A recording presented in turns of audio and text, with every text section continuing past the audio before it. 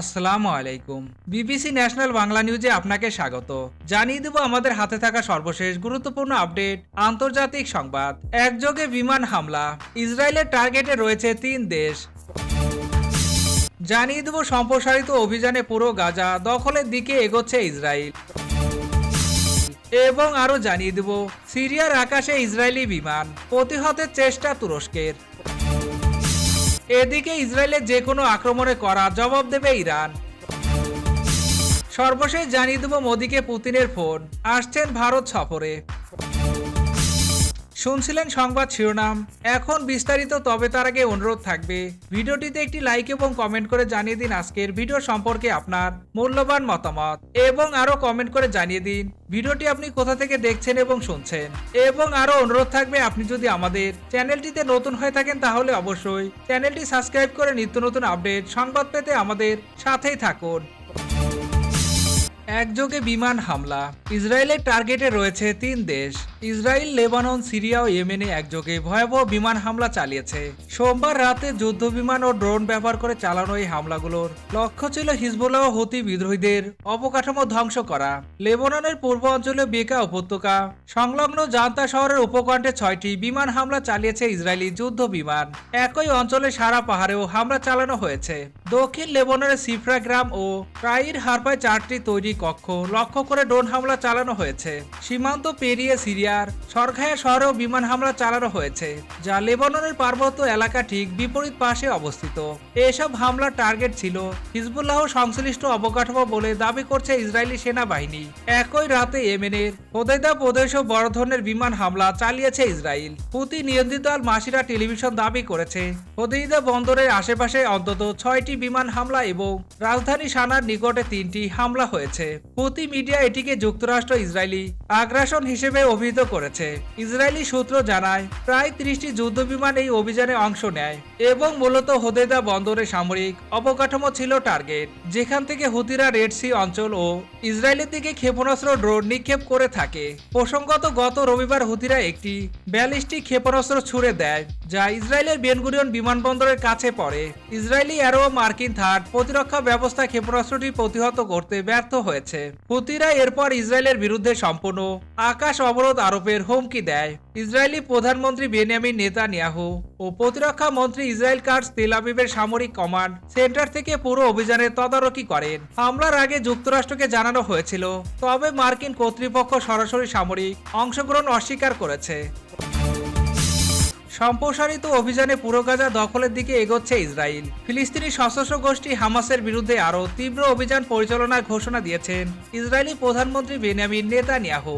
সোমবার নিরাপত্তা মন্ত্রিসভায় এই সংক্রান্ত একটি পরিকল্পনা অনুমোদন করেছে, যার আওতায় গাজা উপত্যকা পুরোপুরি দখল ও ত্রাণের উপর নিয়ন্ত্রণ আরোপ অন্তর্ভুক্ত থাকতে পারে। তবে এক ইসরায়েলি প্রতিরক্ষা কর্মকর্তা জানিয়েছেন এই অভিযান শুরু হবে না যতক্ষণ না মার্কিন প্রেসিডেন্ট ডোনাল্ড ট্রাম্প আগামী সপ্তাহে মধ্যপ্রাচ্য সফর শেষ করবেন। গত কয়েক সপ্তাহের ব্যর্থ যুদ্ধবিরতির চেষ্টার পর এই সিদ্ধান্ত নেওয়া হলো, যা ইঙ্গিত দিচ্ছে আন্তর্জাতিক চাপ এবং দেশের ভেতরে জনপ্রিয়তা হ্রাস সত্ত্বেও ইসরায়েল যুদ্ধ চালিয়ে যেতে প্রস্তুত। ইসরায়েলের রাষ্ট্রীয় সম্প্রচার মাধ্যম কানের এক প্রতিবেদনে জানানো হয়েছে নতুন পরিকল্পনাটি ধাপে ধাপে বাস্তবায়ন হবে এবং এতে কয়েক মাস সময় লাগতে পারে। প্রাথমিকভাবে গাজার একটি নির্দিষ্ট এলাকার অভিযান চালাবে ইসরায়েলি বাহিনী। নেতানিয়াহু এক ভিডিও বার্তায় বলেন, এই অভিযান হবে অত্যন্ত তীব্র। গাজার অনেক ফিলিস্তিনিকে নিরাপত্তার জন্য সরিয়ে নেওয়া হবে। তিনি আরো বলেন, এবার আর বাহির থেকে হালকা আক্রমণ চালিয়ে ফিরে যাওয়া হবে না, বরং দখল করা এলাকাগুলো ধরে রাখা হবে। মার্কিন বিশেষ দূত স্টিভ উডকপ বলেন, ইসরায়েল একটি স্বাধীন রাষ্ট্র, তারা নিজের সিদ্ধান্ত নিজেরাই নেয়। তবে তিনি আশা করেন ট্রাম্পের সফরের আগে বা তার সময়ে জিম্মিদের মুক্তি এবং একটি যুদ্ধবিরতি চুক্তি সম্ভব হবে। ইতিমধ্যে ইসরায়েলি সেনারা গাজার 1/3 এলাকার নিয়ন্ত্রণ নিয়েছে, যেসব এলাকায় টাওয়ার ও নজরদারি পোস্ট তৈরি করা হয়েছে। তবে নতুন পরিকল্পনার আওতায় গাজা পুরো ভূখণ্ড দখলের কথা বলা হচ্ছে। এক ইসরায়েলি কর্মকর্তা জানান, পুরো গাজা দখলের পাশাপাশি সাধারণ জনগণকে দক্ষিণে সরিয়ে নেওয়া হবে। এছাড়া ত্রাণ হামাসের হাতে যাতে না পড়ে সেজন্য ব্যবস্থা নেওয়া হবে। তিনি আরো বলেন, রাফার দক্ষিণ অঞ্চলে বেসরকারি সংস্থার মাধ্যমে ত্রাণ বিতরণ করা হবে। তবে প্রতিরক্ষা বাহিনী সরকারি কর্মকর্তাদের এই মন্তব্যে কোনো প্রতিক্রিয়া জানায়নি। গাজার অধিকাংশ মানুষ এখন অনাহারের মুখে এবং জাতিসংঘ জানিয়েছে 23 লাখ মানুষ এই অঞ্চলে দুর্ভিক্ষ প্রায় অনিবার্য হয়ে উঠেছে। নতুন অভিযানের নাম দেয়া হয়েছে অপারেশন গিডিয়ন রথ। প্রতিরক্ষা কর্মকর্তারা হুঁশিয়ারি দিয়ে বলেন, যদি জিম্মি মুক্তি চুক্তি না হয় তাহলে এই অভিযান পূর্ণ শক্তিতে শুরু হবে এবং লক্ষ্য অর্জিত না হওয়া পর্যন্ত থামবে না। অন্যদিকে হামাসের এক জ্যেষ্ঠ নেতা মাহমুদ মারদয় এই চাপের কৌশলকে প্রত্যাখ্যান করে বলেন, সম্পূর্ণ যুদ্ধবিরতি, গাজা থেকে সম্পূর্ণ ইসরায়েলি সেনা প্রত্যাহার, গঠনমূলক পুনর্নির্মাণ এবং উভয় পক্ষের সকল বন্দীমুক্তির বিষয়টি ছাড়া কোনো চুক্তি হবে না। ইসরায়েল যুদ্ধ পরবর্তী গাজার ভবিষ্যৎ নিয়ে এখনো কোনো স্পষ্ট পরিকল্পনা উপস্থাপন করেনি। তবে দেশটির কট্টর ডানপন্থীরা গাজা পুরোপুরি দখলের পক্ষে এবং এর জনগণকে স্থায়ীভাবে সরিয়ে দেওয়ার দাবি করে আসছে। সিরিয়ার আকাশে ইসরায়েলি বিমান, প্রতিহত চেষ্টা তুরস্কের। সিরিয়ার আকাশসীমায় অনুপ্রবেশকারী ইসরায়েলি বিমানগুলোকে প্রতিহত করার চেষ্টা চালিয়েছে তুর্কি বিমান।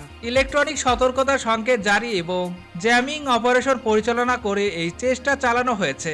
ঘটনাটিকে আঙ্কারা ও তেল আবিবের মধ্যে নতুন ধরনের সংঘর্ষ বলে ধারণা করা হচ্ছে। খবর মিডল ইস্ট মনিটরের। খবরে বলা হয়েছে, সাম্প্রতিক দিনগুলোতে ইসরায়েলি সরকার দখলদার বাহিনী ড্রুজদের রক্ষার দাবিতে প্রেসিডেন্ট প্রাসাদের কাছাকাছি সিরিয়া জুড়ে অসংখ্য স্থানে বিমান হামলা চালিয়েছে। তবে ইসরায়েলি বিমানগুলো তাদের অভিযান চালিয়ে যাওয়ার সঙ্গে সঙ্গে তাদের কার্যকলাপ প্রতিহত করার জন্য তুর্কি বিমানগুলো ইসরায়েলি বিমান ব্যবস্থায় হস্তক্ষেপ করছে বলে খবর প্রকাশিত হয়েছে। ইসরায়েলি সম্প্রচার বিষয়ক কর্তৃপক্ষ সেই প্রতিবেদনগুলো নিশ্চিত করেছে। এতে বলা হয়েছে, তুর্কি বিমান সতর্কীকরণ সংকেত পাঠাচ্ছে এবং ইসরায়েলি যুদ্ধ বিমানগুলোকে জ্যাম করছে যাতে তারা সিরিয়ার আকাশসীমা ছেড়ে যেতে বাধ্য হয়। ইসরায়েলকে প্রতিহত করার জন্য তুরস্কের এই প্রচেষ্টার কয়েকদিন আগে আঙ্কারা পররাষ্ট্র মন্ত্রণালয় তেল আবিবকে বিমান হামলা বন্ধের আহ্বান জানিয়েছিল এবং সতর্ক করে বলেছিল, সিরিয়ার এই স্পর্শকাতর সময় ইসরায়েলকে অবশ্যই তার বিমান হামলা বন্ধ করতে হবে, যা সিরিয়ার ঐক্য এবং আঞ্চলিক অখণ্ডতার প্রতি প্রচেষ্টাকে ক্ষতিগ্রস্ত করে। ইসরায়েলের যে কোনো আক্রমণে করা জবাব দেবে ইরান। ইরানের ভূখণ্ডে যে কোনো আক্রমণের করা প্রতিশোধ নেওয়ার হুমকি দিয়েছে তেহরান। ইসরায়েলের প্রধানমন্ত্রী বেনিয়ামিন নেতানিয়াহুর হুমকির পরিপ্রেক্ষিতে গতকাল সোমবার একথা জানায় দেশটি। এর আগে গত রবিবার ইসরায়েলের বেন গুরিয়ন আন্তর্জাতিক বিমানবন্দরে হুতির হামলার জন্য ইরানের সংশ্লিষ্টতার অভিযোগ আনে ইসরায়েল। তবে অভিযোগ অস্বীকার করেছে ইরান। হুতি ও ইরানের বিরুদ্ধে কঠোর পদক্ষেপ নেয়ার হুমকি দিয়ে নেতানিয়াহু বলেন, ইসরায়েল অতীতে হুতির বিরুদ্ধে পদক্ষেপ নিয়েছে এবং ভবিষ্যতেও নেবে। পরে এক এক্স বার্তায় নেতানিয়াহু বলেন, ইরানের বিরুদ্ধে সময় মতো পদক্ষেপ নেবে ইসরায়েল। এই হুমকির প্রতিক্রিয়ায় গতকাল ইরানের পররাষ্ট্র মন্ত্রণালয় বলেছে, ইরান আত্মরক্ষা দৃঢ় সংকল্পে জোর দিচ্ছে। ইরানে হামলা চালালে ইসরায়েল ও যুক্তরাষ্ট্রকে পরিণাম ভোগ করার হুমকি দেয় তেহরান। মোদিকে পুতিনের ফোন, আসছেন ভারত সফরে। ভারতের প্রধানমন্ত্রী নরেন্দ্র মোদিকে টেলিফোন করে ভারত শাসিত জম্মু ও কাশ্মীরের পেহেলগামে সাম্প্রতিক সন্ত্রাসী হামলার তীব্র নিন্দা জানিয়েছেন রাশিয়ার প্রেসিডেন্ট ভ্লাদিমির পুতিন। একই সঙ্গে মোদির পাঠানো ভারত সফরের নিমন্ত্রণ পত্র করেছেন এবং শীঘ্রই নয়াদিল্লি আসছেন বলে জানিয়েছেন রাশিয়ার প্রেসিডেন্ট পুতিন। সামাজিক যোগাযোগ মাধ্যম এক্সে পোস্ট করা এক বার্তায় ভারতের পররাষ্ট্রমন্ত্রী রণধীর জয়সওয়াল এই তথ্য নিশ্চিত করেছেন। পোস্টে তিনি লেখেন, প্রেসিডেন্ট পুতিন আজ প্রধানমন্ত্রী নরেন্দ্র মোদিকে ফোন করে পেহেলগামের সন্ত্রাসী হামলার তীব্র নিন্দা জানিয়েছেন এবং নিহত আহতদের পরিবারের সদস্যদের প্রতি গভীর সমবেদনা জ্ঞাপন করেছেন। তিনি বলেছেন, ভারতের সন্ত্রাস বিরোধী লড়াইয়ে রাশিয়া পূর্ণ সমর্থন দেবে। তিনি আরও জানান, ফোন কলে উভয় নেতা ভারত ও রাশিয়ার বিশেষ এবং পারস্পরিক স্বার্থ রক্ষাকারী কৌশলগত অংশীদারিত্বকে আরও গভীরে নিয়ে যেতে প্রতিশ্রুতি ব্যক্ত করেছেন। প্রধানমন্ত্রী নরেন্দ্র মোদী রাশিয়ার ৮০তম বিজয় দিবস উপলক্ষে প্রেসিডেন্ট পুতিনকে শুভেচ্ছা এবং তাকে ভারত সফরের আমন্ত্রণ জানিয়েছেন। পৃথক এক বিবৃতিতে একই তথ্য জানিয়ে রাশিয়ার প্রেসিডেন্টের কার্য